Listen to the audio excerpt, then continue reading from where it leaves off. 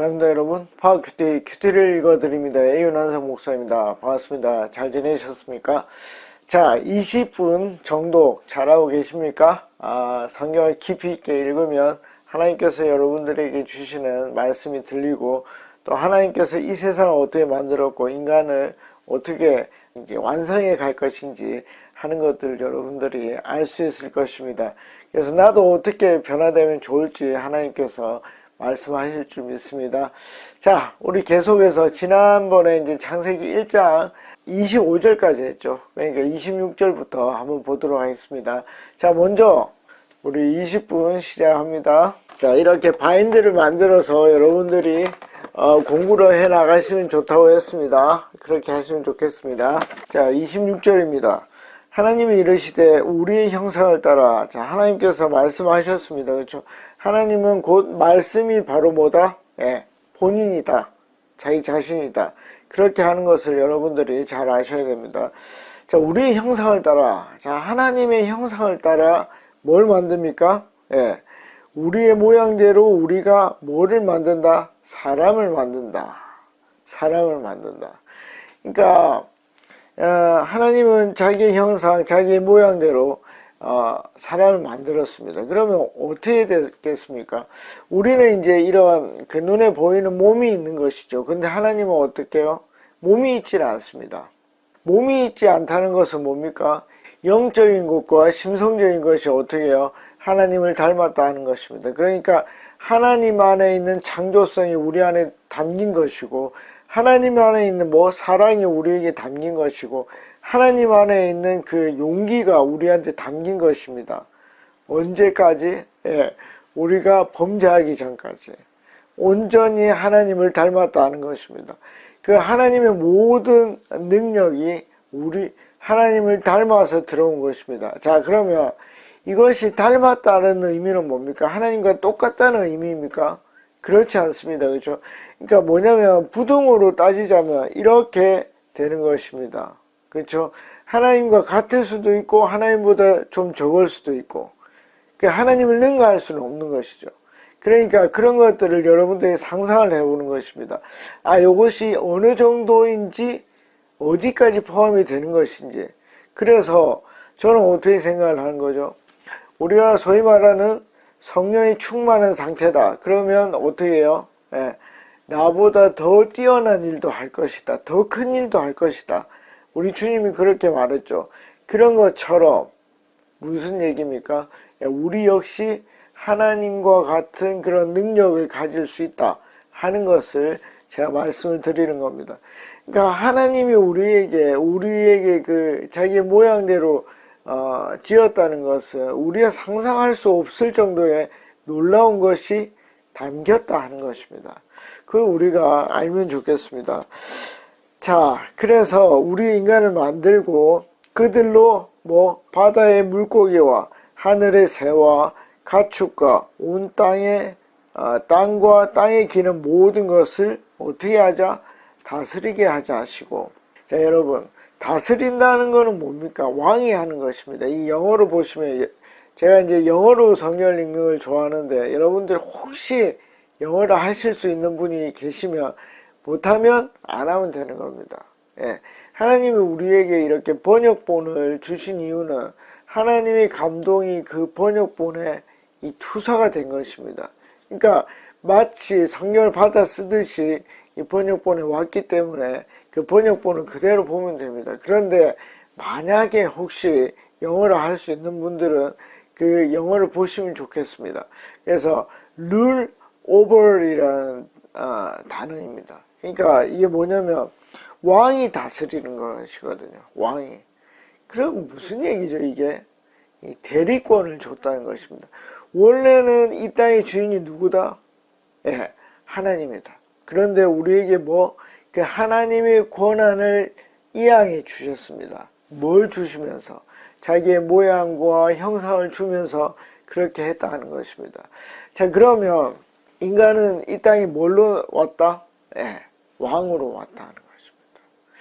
여러분, 그냥 제가 농담하는 건데, 우리 애기가 태어나면 공주님, 왕자님 이렇게 얘기합니다. 그게 전 참 좋은 거라고 생각합니다. 왜냐하면 그냥 하는 얘기가 아니라 하나님이 우리를 왕으로, 공주로, 여왕으로 이렇게 만들었기 때문입니다. 여러분 이걸 진짜 이해를 하셔야 돼요. 제가 이제 그 아이들 사역할 때 그때 어떤 친구가 하나 있었는데 자기는 반장 되는 게 너무 부담스럽다는 거예요. 내가 어떤 장이 되는 게 부담스럽다는 거예요. 왜? 장은 책임을 져야 되니까. 근데 그것이 하나님의 뜻에는 옳지 않는 거예요. 여러분 뭐 내 같은 게 내 같은 게 뭐를 책임을 져? 난 책임지기 싫어. 그러면 그 하나님이 원하는 모습은 아니다는 거예요. 왜? 하나님은 사람을 뭘로 만들었다? 왕으로 만들었다는 거예요. 왕으로. 이게 좀 이제 어려운데, 그러면 모두 다 그러면 대통령이 되고, 모두 다 뭐 총리가 되고, 모두 다 뭐, 어떤 왕이 돼야 되는가? 그 얘기를 제가 하는 게 아니에요.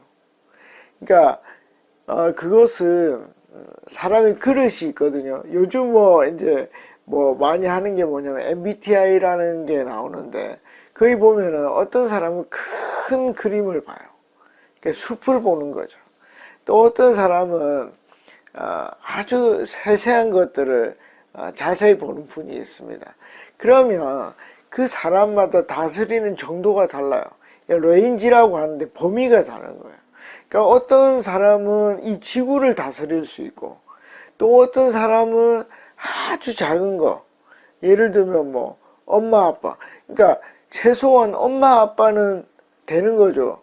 그러니까 뭐 애기 없는 분들은 또 다른 부분에서 다스림을 해야 되는 거죠. 뭐 예를 들면 자연을 다스린다든지, 그렇죠? 뭐 예를 들면 집에 청소하는 것도 다스리는 겁니다. 왜 그렇죠? 하나님은 뭘 하신다? 질서의 하나님, 정의하는 하나님. 여러분, 그래서 이게 굉장히 여러분들이 중요합니다. 나는 아주 작은 종이야, 이렇게 생각할 수 있어요. 근데 그거는 1차적으로 뭐 왕이라는 것을 받아들이고 겸손한 왕으로 종이 되는 것입니다. 그게 하나님의 뜻이에요.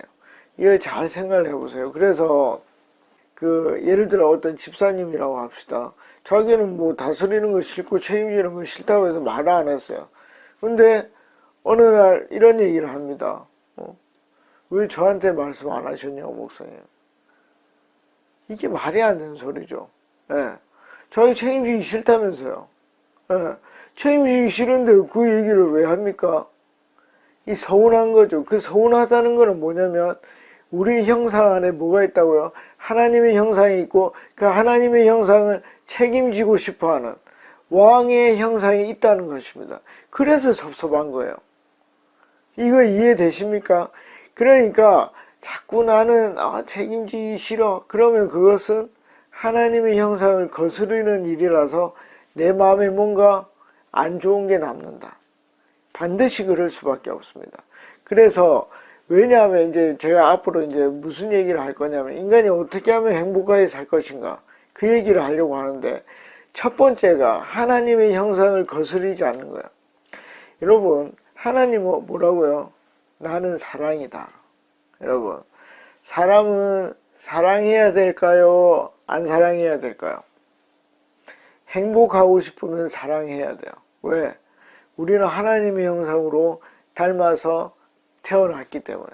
이제 나중에 이제 이게 3장에 가면 인간의 범죄가 나오는데, 범죄가 나오면 이 형상이 엄청나게 일그러집니다. 그러나 이게 이제 좀 신학적으로 어려운데 그 형상의 그림자는 우리 속에 남아있어요.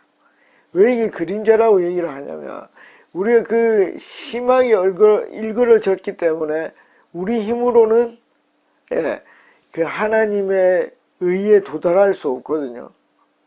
그게 이제 전적인 타락입니다. 그래서 그림자라고 얘기를 하지만 어쨌든 하나님의 형상이 우리 속에 그림자로 남아있기 때문에 뭐죠? 우리가 하나님과 같이 되지 않으면 우린 절대 행복할 수가 없어요. 그래서 인간은 어떻게 해야 된다? 사랑해야 된다. 사랑해야만 행복할 수 있다는 거예요. 그 이유는 우리가 하나님의 형상으로 태어났기 때문에. 그럼 하나님의 형상은 뭔데? 이 성경 전체에 나와 있습니다. 그래서 귀납법적인 게 뭐다? 그걸 계속 보는 거죠. 하나님이 어떻게 하시는지. 하나님은요, 명령하십니다. 그렇죠? 명령한다는 것은 왕이라는 것이죠. 근데 그 명령은 뭘 바탕으로 하는지 아십니까? 너무 중요한데, 사랑을 기반으로 하는 것입니다. 사랑. 여러분, 명령과 사랑이 같을 수 있다는 거 아십니까? 제가 예를 들어 볼게요.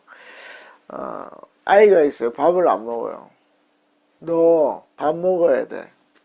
여러분, 이게 제가 화난 것 같습니까? 절대 화난 게 아닙니다. 사랑해서 그렇게 얘기하는 겁니다. 더 무섭게 해볼까요? 너 밥 먹어야 돼? 알겠어? 제가 화난 겁니까? 화난 게 아니에요. 왜 그렇게 무섭게 말을 하죠?